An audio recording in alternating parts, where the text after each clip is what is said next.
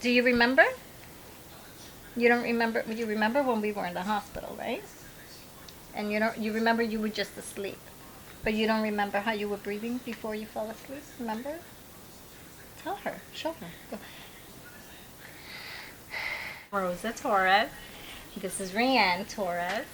She had just turned 5. Woken up that Friday with a earache and a high fever. And I took her to her pediatrician, and they told us she had an ear infection, so they put her on antibiotics. They told us to keep an eye on her because she may have a upset stomach because of the antibiotics. So Saturday she was okay, not her normal self, but okay. Sunday morning she woke up and she was panting, trying to breathe. She wasn't herself. She couldn't really, she was weak. We want her to see the critical care doctor. The critical care doctor came down. He ordered an MRI.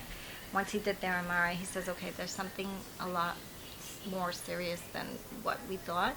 He says we're going to keep her a few days and see how it goes. Monday morning, her oxygen levels were dropping, and they told her her heart was overworked, and it was she was going into heart failure. And they put her on a ventilator, and she was on a ventilator for 5-6 days. She was in the hospital for 10, but they didn't think she was going to pull through. They told us, the beginning they didn't know exactly what it was, but they knew that whatever it was causing her to have heart failure. And they told us that if she was able to be stabilized, that they would transport her to Boston Children's Hospital for liver and heart transplant. But they didn't think, the prognosis was not good. They didn't think she was going to pull through. By Wednesday afternoon, they had done so much with her and put her on so many different heart medications. She started responding.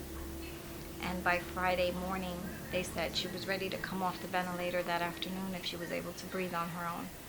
And they said she had contracted the enterovirus, which had attacked, it didn't come out of her, she wasn't sick from it, but it did attack her organs, and it made her go into heart failure.